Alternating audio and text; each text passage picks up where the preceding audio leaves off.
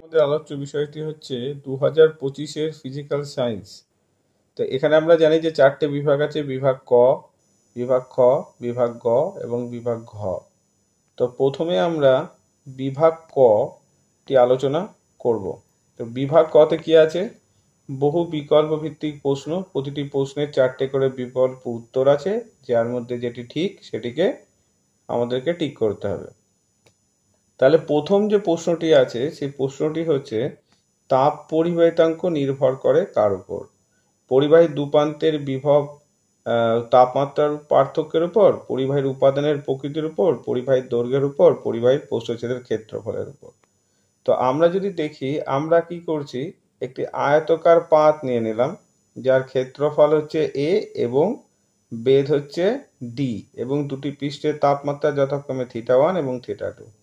তাহলে এই পরিবাহী পাতটির মধ্যে যে তাপ পরিবাহিত হবে সেটি প্রস্থচ্ছেদের ক্ষেত্রফলের সাথে সমানুপাতিক, পাতটির বেধের সাথে ব্যস্তানুপাতিক, পরিবহনের সময়ের সাথে সমানুপাতিক এবং উষ্ণতার পার্থক্যের সাথে সমানুপাতিক। এই চারটেকে যদি আমরা একত্রিত করি তাহলে আমরা যে সূত্রটি পাই সেটি হচ্ছে Q proportional to A θ1 - θ2 T by D, বা আমরা লিখতে পারি K equals to Q equals to K A θ1 - θ2 T by D, যেখানে K হচ্ছে একটি সমানুপাতিক ধ্রুবক এবং এই K কেই আমরা বলি তাপ পরিবাহিতাঙ্ক, যেটি কেবলমাত্র পাত্রের উপাদানের উপর নির্ভর করে। অর্থাৎ তাপ পরিবাহিতাঙ্ক নির্ভর করে পরিবাহীর উপাদানের প্রকৃতির উপর। অপশন বি আমাদের এখানে সঠিক। কিন্তু যে বাকি তিনটে অপশন আছে, পরিবাহী দুপ্রান্তের তাপমাত্রার পার্থক্যের উপরে, পরিবাহীর দৈর্ঘ্যের উপরে এবং পরিবাহীর প্রস্থচ্ছেদের ক্ষেত্রফলের উপরে, এর উপরে নির্ভর করে পরিবাহীতে যে তাপ সঞ্চালিত হচ্ছে সেই তাপ, অর্থাৎ কিউ। এরপর আমরা চলে যাই দ্বিতীয় প্রশ্ন, আলোর প্রতিসরণের সময় নিচের কোন রাশিটি ধ্রুবক থাকে বা অপরিবর্তিত থাকে?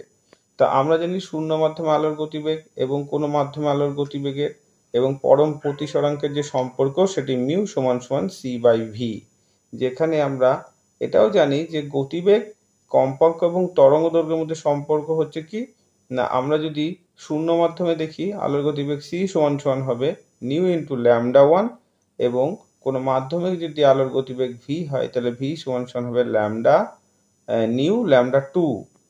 তো এই দুটো যদি আমরা অনুপাত করি, অর্থাৎ 1 মিউ 2 মানে 1 মাধ্যমের সাপেক্ষে দ্বিতীয় মাধ্যমের প্রতিসরাঙ্ক, সেটি দাঁড়ায় λ1/λ2, অর্থাৎ মাধ্যমের প্রতিসরাঙ্ক আলোর কম্পাঙ্কের উপরে কোনোভাবে নির্ভরশীল নয় এবং এটি মাধ্যমের আলোর কম্পাঙ্কের পরিবর্তন হয় না মাধ্যম পরিবর্তনে।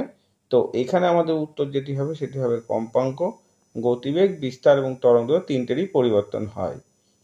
এরপর আমরা চলে যাই তৃতীয় প্রশ্ন, কোন প্রকার দর্পণে অসৎ, ছোট এবং সমশীর্ষ প্রতিবিম্ব দেখা যায় বা গঠিত হয়?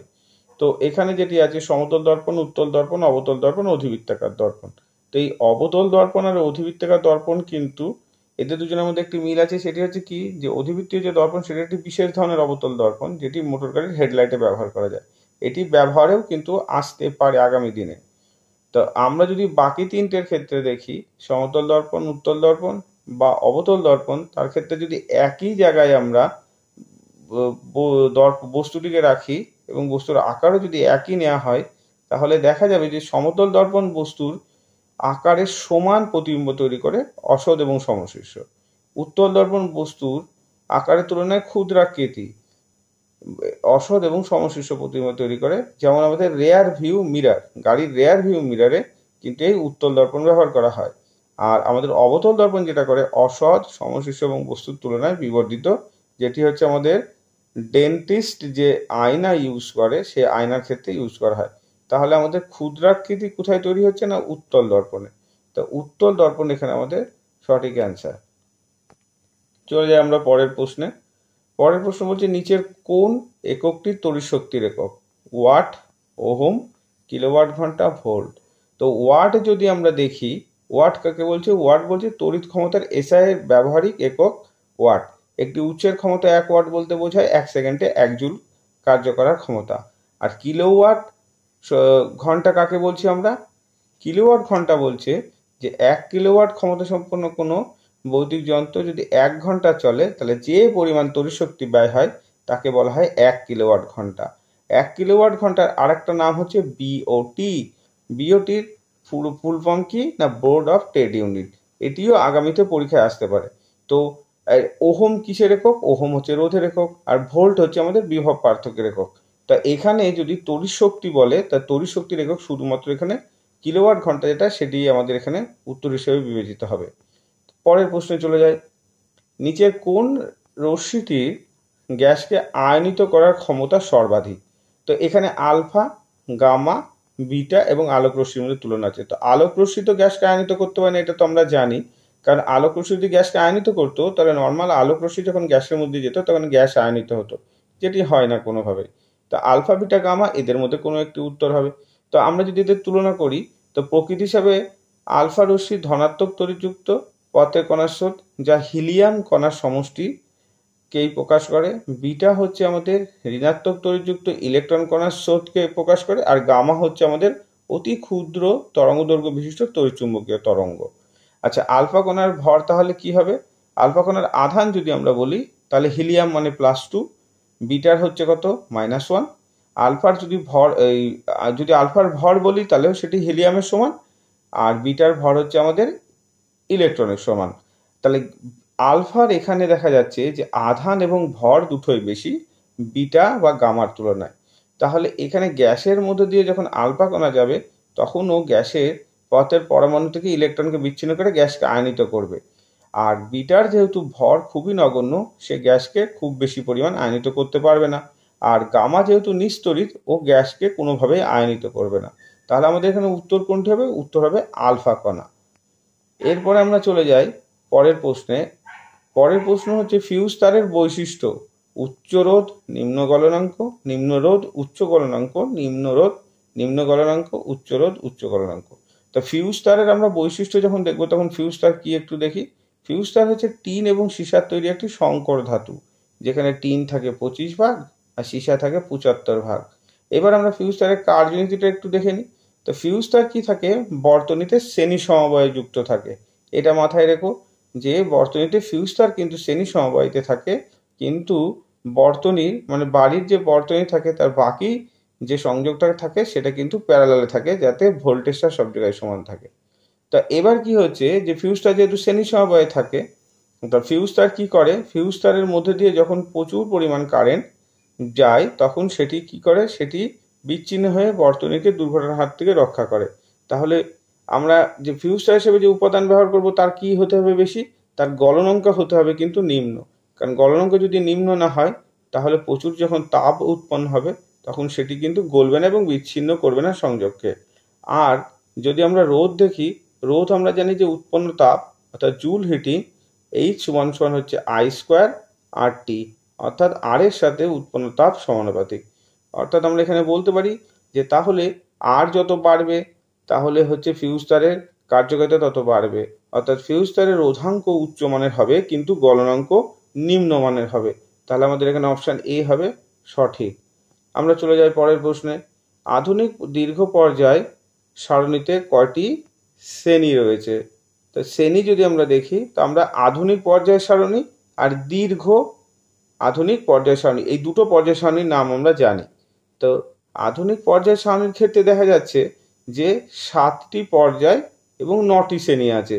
উলম্ব সারিগুলোকে আমরা পর্যায় বলি, যেখানে সেটিকে 1 থেকে 7 পর্যন্ত লেখা হয়, এবং উলম্ব সারিগুলোকে আমরা শ্রেণী বলে চিহ্নিত করি, যেখানে 9টি শ্রেণী আছে, যেখানে রোমান 1 থেকে 8 পর্যন্ত লেখা হয় এবং নবম শ্রেণীকে 0 দিয়ে প্রকাশ করা হয়, যেখানে হ্যালোজেন মৌলগুলো থাকে।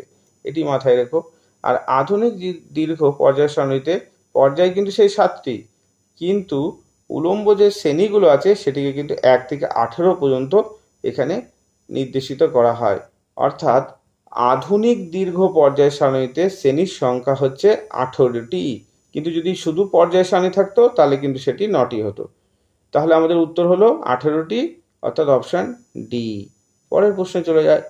পরের প্রশ্নটি হচ্ছে আমাদের, নিচের কোন যৌগগুলির সম্পূর্ণ অণু হিসাবে পৃথক অস্তিত্ব নেই? H2S, HCl3, NO2, NaCl। তো এখানে আমরা যদি দেখি NaCl এখানে কিন্তু তড়িৎযোজী যৌগ। তো তড়িৎযোজী যৌগ কোনগুলো? বা তড়িৎযোজী যৌগ কি হচ্ছে? তড়িৎযোজী যৌগের ক্ষেত্রে যেটা হচ্ছে সেটা হচ্ছে তড়িৎযোজী যৌগের ক্ষেত্রে আয়ন যৌগের কেলাস অসংখ্য ক্যাটায়ন আর অ্যানায়ন দ্বারা গঠিত হয় এবং ত্রিমাত্রিক আকার বিশিষ্ট হয়। ফলে কি হয়, এদের কোনো বিচ্ছিন্ন অণুর অস্তিত্ব থাকে না, তাই এদের আণবিক ভরের পরিবর্তে সংকেত ভর হিসাবে লেখা হয়।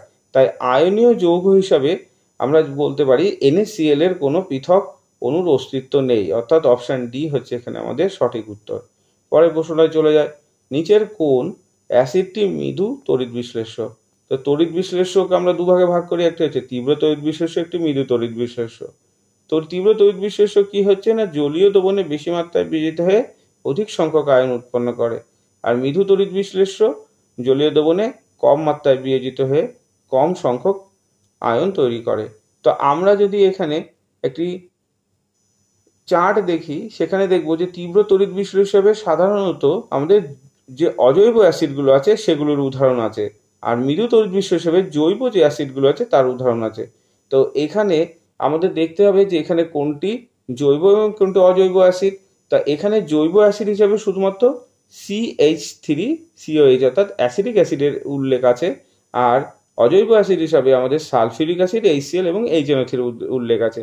তাহলে আমরা এখানে একটা সহজেই বলতে পারি যে মৃদু তড়িৎ বিশ্লেষ্য তাহলে আমাদের এখানে অ্যাসিডিক অ্যাসিডই হবে, কারণ বাকিগুলো আমাদের অজৈব অ্যাসিড এবং সেগুলো তীব্র তড়িৎ বিশ্লেষ্য। এর পরের প্রশ্নে চলে যায়। পরের প্রশ্ন বলছে, লঘু সালফিউরিক অ্যাসিড মিশ্রিত পটাশিয়াম ডাইক্রোমেট দ্রবণে H2S গ্যাস চালনা করা হলে কি রং উৎপন্ন হবে? তো H2S গ্যাস আমরা জানি যে এর বিজারণ ধর্ম দেখা যায়। তাহলে বিজারণ ধর্ম মানে নিজে কি হবে, নিজে হবে জারিত এবং অপরকে করবে বিজারিত। তো আমরা পটাশিয়াম ডাইক্রোমেট দ্রবণে যদি H2S গ্যাস চালনা করি তাহলে কি হয়, এ কি করে, এই পটাশিয়াম ডাইক্রোমেটকে এ কি করে, বিজারিত করে সবুজ বর্ণের ক্রোমিক সালফেট উৎপন্ন করে এবং নিজে জারিত হয়ে হলুদ সালফারে পরিণত হয়। তাহলে এখানে আমাদের কি দাঁড়াচ্ছে না, এখানে আমাদের পটাশিয়াম ডাইক্রোমেটের বর্ণ দাঁড়াবে হচ্ছে কি, বিজারিত হয়ে ক্রোমিক সালফেট সবুজ বর্ণের। তাহলে এই প্রশ্নটি উত্তর হচ্ছে আমাদের এখানে সবুজ বর্ণ। তো প্রশ্নটি দুভাবে থাকতে পারে, যে H2S গ্যাসের বিজারণ ধর্ম দেখাও একটি পরীক্ষার মাধ্যমে, অথবা যে প্রশ্নটি এসেছে যে পটাশিয়াম ডাইক্রোমেট মানে H2S গ্যাস চালনা করলে কি রং উৎপন্ন হতে পারে। তো দুটো প্রশ্নেরই উত্তরই এখানে আমাদের তাহলে জানা থাকলো। পরের প্রশ্নে চলে যায়, নিচের কোন আকরিকটি অ্যালুমিনিয়ামের আকরিক? তো এখানে উদাহরণ আছে হেমাটাইট, বক্সাইট, ম্যালাকাইট এবং চালকোসাইট। তো এখানে এটি একটি মেমোরি বেস কোশ্চেনই। তো এখানে আয়রনের যদি আকরিক আমরা দেখতে পাবো রেড হেমাটাইট, ব্রাউন হেমাটাইট আর সিডেরাইট।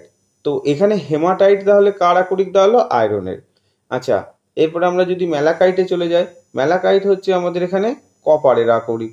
আচ্ছা, চালকোসাইটে যদি চলে যাই সেটিও হচ্ছে আমাদের কপারের আকরিক। তাহলে পড়ে থাকলো শুধুমাত্র বক্সাইট, যেটি হচ্ছে আমাদের অ্যালুমিনিয়ামের একটি আকরিক। এর পরের প্রশ্নে চলে যায়। পরের প্রশ্নটি হচ্ছে আমাদের ত্রিবন্ধনীযুক্ত অসম্পৃক্ত হাইড্রোকার্বনটিকে শনাক্ত করো। CH4, C2H6, C2H4, C2H2। তো আমরা যদি দেখি যে সম্পৃক্ত হাইড্রোকার্বন কাকে বলছে, কার্বন আর হাইড্রোজেন দ্বারা গঠিত যে যৌগগুলোর ক্ষেত্রে কি হয়, যে তাদের মধ্যে শুধুমাত্র এক বন্ধনই থাকে, একটি বন্ধন, তাদেরকে আমরা বলি সম্পৃক্ত। এবং যাদের মধ্যে দ্বি অথবা ত্রি বন্ধন দ্বারা যুক্ত থাকে তারা হাইড্রোজেন এবং কার্বন, তাদেরকে আমরা বলছি অসম্পৃক্ত হাইড্রোকার্বন। তাহলে অসম্পৃক্ত হাইড্রোকার্বন মানে দ্বিবন্ধন অথবা ত্রিবন্ধনের উল্লেখই করা আছে এখানে। তাহলে দ্বিবন্ধন বা ত্রিবন্ধনের ক্ষেত্রে এখানে দেখি কোন উদাহরণটা এখানে আমাদের সঠিক বলে প্রযোজ্য হয়। তো CH4 এ কি হচ্ছে, একটি কার্বনের সঙ্গে চারটে হাইড্রোজেন, অর্থাৎ চারটে হাতেই আছে, অর্থাৎ এটি মিথেনের সংকেত। আচ্ছা, C2H6 এর ক্ষেত্রে দেখা যাক। তাহলে C2H6 এর ক্ষেত্রে হচ্ছে কিসের সংকেত? এটি C2H6 হচ্ছে আমাদের ইথেনের সংকেত। তাহলে এই দুটোই হচ্ছে আমাদের এখানে সম্পৃক্ত। আচ্ছা, তারপরে আমরা দেখি C2H4 এর ক্ষেত্রে কার সংকেত দাঁড়াচ্ছে আমাদের এখানে? C2H4 এখানে আমাদের ইথিলিনের সংকেত দাঁড়াচ্ছে, যেখানে দ্বিবন্ধনী আছে। তাহলে পড়ে থাকলো C2H2 হচ্ছে আমাদের এখানে অ্যাসিটিলিনের সংকেত এবং কার্বন এবং হাইড্রোজেনের মধ্যে আছে একটি দ্বিবন্ধন, অর্থাৎ এখানে C2H2 অপশন ডি হচ্ছে আমাদের এখানে কারেক্ট অ্যান্সার। এরপরের কোশ্চেন চলে যায়, গ্রিন হাউস গ্যাসটি শনাক্তকরণ করো। তো গ্রিন হাউস এফেক্ট কাকে বলছে দেখো, সৌরমণ্ডল থেকে বায়ুমণ্ডলের বিভিন্ন স্তর মধ্যে ভূপৃষ্ঠে যখন সূর্যকিরণ এসে পৌঁছায় তখন কি হয়, দীর্ঘ যে অবলোহিত রশ্মি আছে সেগুলো মহাশূন্যে ফিরে যাওয়ার সময় বায়ুমণ্ডল দ্বারা বাধাপ্রাপ্ত হয় এবং এর কিছু অংশ তাপশক্তি হিসেবে আবদ্ধ হয়। এর ফলে কি হয়, বায়ুমণ্ডলের গড় তাপমাত্রা বৃদ্ধি পায়, যেটিকে আমরা গ্রিন হাউস গ্যাস বলি। তাই গ্রিন হাউস গ্যাসের জন্য দায়ী কারা, মূলত কার্বন ডাইঅক্সাইড, এছাড়া আছে methane, chlorofluorocarbon, nitrous oxide, nitrogen dioxide, এইগুলি সাধারণত দায়ী। তা এর সাথে জলীয় বাষ্প যেটি আছে সেটিও কিছুটা হলেও দায়ী। তাহলে আমরা বলতে পারি যে অক্সিজেন, হাইড্রোজেন, নাইট্রোজেন এবং জলীয় বাষ্প, এদের মধ্যে জলীয় বাষ্পই হচ্ছে গ্রিন হাউস গ্যাস। আচ্ছা, আরেকটা ভাবে ভাবা যেতে পারে, অক্সিজেন, নাইট্রোজেন, হাইড্রোজেন এরা তিনজনই যেহেতু গ্যাস আছে, জলীয় বাষ্প যেহেতু ভিন্ন, সেটিকেও আমরা অড বলে বিবেচিত করতে পারি। তা যদি কারো জানা না থাকে সে সেইভাবে গেস করেও অ্যান্সারটা করতে পারে, আর যদি জানা থাকে সে জানা থাকছে যে জলীয় বাষ্প হচ্ছে একটি গ্রিন হাউস গ্যাস। নেক্সট কোশ্চেনে চলে যায়, এসটিপিতে 22 গ্রাম কার্বন ডাইঅক্সাইডের আয়তন কত? তো এসটিপি মানে কি, স্ট্যান্ডার্ড টেম্পারেচার অ্যান্ড প্রেশার। আচ্ছা, CO2 ক্ষেত্রে CO2 আমরা এখানে যদি CO2 ওজনটা দেখি তাহলে কত দাঁড়াবে, CO2 হচ্ছে সি হচ্ছে 12 আর O2 2 ইন্টু 16, অর্থাৎ আমাদের দাঁড়াচ্ছে 44 গ্রাম। তাহলে 44 গ্রাম কার্বন ডাইঅক্সাইডের হচ্ছে আমাদের এখানে আয়তন কত? অ্যাভোগাড্রো সূত্র থেকে আমরা জানি একই তাপমাত্রা ও চাপে সমায়তন সকল গ্যাসের সমসংখ্যক অণু থাকে। তো এসটিপিতে 1 মোল যে কোনো বাস্তব গ্যাসের আয়তন কত? 22.4 লিটার। তাহলে এসটিপিতে 1 মোল অর্থাৎ 44 গ্রাম কার্বন ডাইঅক্সাইডের আয়তন কত? 22.4 লিটার। তাহলে এসটিপিতে 0.5 মোল অর্থাৎ 22 গ্রাম গ্যাসের আয়তন তাহলে কত দাঁড়াবে? 22.4/2 অর্থাৎ 11.2। তাহলে 11.2 অর্থাৎ অপশন বি এখানে আমাদের সঠিক উত্তর। চলে যাচ্ছি আমাদের শেষ প্রশ্নে, 10 গ্রাম ক্যালসিয়াম কার্বনেটকে তীব্র উত্তপ্ত করলে কত গ্রাম ক্যালসিয়াম অক্সাইড পাওয়া যাবে? ধরে নাও সকল ক্যালসিয়াম কার্বনেট সম্পূর্ণরূপে বিয়োজিত হয়েছে। তো এখানে যেটা হচ্ছে, এটি একটি আমাদের একটি সমীকরণ দিয়ে এটিকে আমাদেরকে ব্যাখ্যা করতে হবে যে ক্যালসিয়াম কার্বনেটকে যদি আমি উত্তপ্ত করি তাহলে কি কি উৎপন্ন হয় আগে এটিকে জানতে হবে। তো ক্যালসিয়াম কার্বনকে উত্তপ্ত করলে উৎপন্ন হয় ক্যালসিয়াম অক্সাইড এবং কার্বন ডাইঅক্সাইড। এবার এখানে আমাদের যেটা দেখতে হবে সেটি একটি সমিত সমীকরণ কিনা। তাই CaCO3 equal to CaO plus CO2, এখানে 3টি অক্সিজেন ডান দিকে এবং বাঁ দিকে সমানই আছে, ক্যালসিয়াম একটি একটি আছে এবং কার্বন একটি একটি আছে। তাহলে এখানে ক্যালসিয়াম কার্বনেটের ওজনটা আমরা দেখি, 40 প্লাস 12 প্লাস 16 ইন্টু 3 অর্থাৎ 100 গ্রাম। ক্যালসিয়াম অক্সাইডের কত? 40 প্লাস 16 মানে 56 গ্রাম। তাহলে 100 গ্রাম চুনা পাথর অর্থাৎ ক্যালসিয়াম কার্বনেট থেকে আমরা পাচ্ছি 56 গ্রাম চুন। তাহলে 10 গ্রাম থেকে কত পাবো? 56/100 অর্থাৎ 5.6 গ্রাম। তাহলে 5.6 হচ্ছে আমাদের এখানে উত্তর। তাহলে অপশন বি হচ্ছে আমাদের এখানে সঠিক উত্তর। তাহলে আমাদের এখানে প্রথম পার্টে আমরা বিভাগ কটা সম্পূর্ণ করলাম। এরপরে একইভাবে আমরা বিভাগ ক, পরে খ এবং গ এবং ঘ দিয়ে আমরা 2025-এর প্রশ্নপত্র সম্পূর্ণ করব। এখানে সবাইকে বিদায় জানিয়ে আমার ভিডিওটি শেষ করছি।